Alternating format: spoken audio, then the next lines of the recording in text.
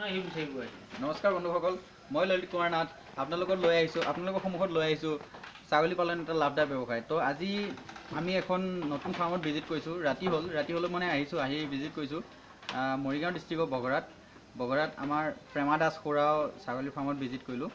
তেখেতৰ ঠাইত কিছুমান কোৱালিটি ছাগলী আছে আৰু আমি বিশেষ মানে এই চেনেলত কিছুমান ভিডিঅ' আপলোড কৰোঁ। এইটো মেইন উদ্দেশ্য হৈছে আমাৰ অসমৰ যিবিলাক শিক্ষিত নিবনুৱা আৰু যিবিলাক মানুহে ফাৰ্ম কৰিব বিচাৰি আছে, তেখেতলোকে মানে কিছুমান বস্তু নাজানে কি ক'ত ছাগলী পাম, কি হয়, কেনেকৈ পাম।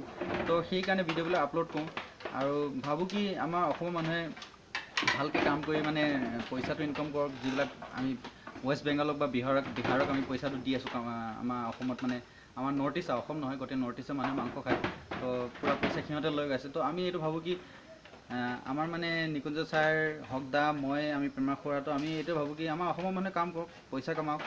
তো কেনেকৈ ছাগলী পালন কৰিব লাগে সেইটো বিষয়ে কিছুমান জ্ঞান দিওঁ ইয়াত। তো আজি ভিজিট কৰিছোঁ ফাৰ্মখন, আপোনালোকক দেখাইছোঁ যিখন ফাৰ্মত আজি ভিজিট কৰিছোঁ, প্লিজ চাব। তো চাওক, ইয়াত মই প্ৰথম আপোনাক কৰ্চৰ চুৰু কৰিছোঁ। তেখেতে কৰ্চ এইবিলাক মানে লোকেল ৰাখিছে, তাৰপিছত কৰ্চ ৰাখিছে আৰু কিছুমান পিয়ৰ বিট আছে। যেনে আপুনি এজনী চাওক, এইজনী আপোনাৰ কৰ্চ হয় এজনী।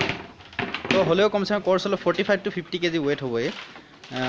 তাৰপিছত এই পোৱালিকেইটা চাওক, এইজনী মাক, এজনী জীয়েক, ঠিক আছে। তো এইবিলাক কোৱালিটি চাওক, কোৱালিটি হয়, উঠাই দিয়কচোন ছাগলীখিনি অলপমান। কোৱালিটি বহুত বেষ্ট কোৱালিটি ছাগলী আছে তেখেতৰ ঠাইত। এইজনীহঁত ছাগলী চাওক, বহুত বেষ্ট কোৱালিটি হয়। ৰাতি বনাইছোঁ ভিডিঅ'টো, চাওক এইজনী চাওক। এইবিলাক চব চদাত কিছুমান দাঁতি উঠিছে। তো এইবিলাক চাওক, কোৱালিটি চাওক, বহুত বেষ্ট কোৱালিটি ছাগলী আছে। এইবিলাক ছাগলী আমাৰ অসমৰ ছাগলী হয়। মানুহে যে কয় আমাৰ অসমত ছাগলী ডাঙৰ নহয় বা পুহিব নোৱাৰে অসমত, তেনেকুৱা এই খুৱাইতে চাওক, খুৱাইতে ছাগলী হেৰি গৈছে। তো এইজনী চাওক, এইজনী তোতাপুৰী হয়। তোতাপুৰী এবাৰ প্ৰথম গাভিনী হৈছে, কমচে কম 60 kg ৱেইট হ'ব, 60 kg ৱেইট হ'ব। আৰু এজনী বিটেলৰ কৰ্চ হয়, চাওকচোন কেনেকুৱা বিটেলৰ কৰ্চ কিমান ভাল আহিছে। আৰু এইটো মেল হয়, এইটো এটা মেল হয়, 7-8 মাহ হৈছে মেলটো বয়স দেই। তো এজনী কৰ্চ চাওক, আৰু এইজনী বিটেল হয়, পিয়ৰ বিটেল।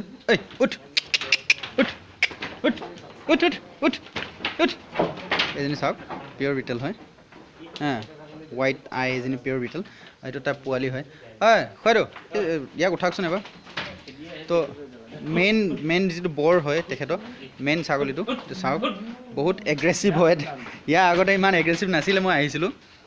কমচে কম 80 kg হ'ব মোৰ লামচাম, 70 to 80 kg ভিতৰত আছে, 75 to 80 kg ইমানেই হ'ব। বহুত ডাঙৰ হয়। হাইট কমচে কম, হাইট কিমান হ'ব হকদা ইয়াৰ? 44 হ'ব কমচে কম, 44 হৈ যাব, 44 মান হাইট হ'ব ইয়াৰ দেই, দেখিছে?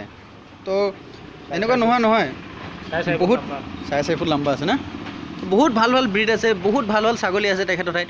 তো মানুহ কিছুমানে কয় কি অসমত ছাগলী পালন নহয়, কিবা নহয়।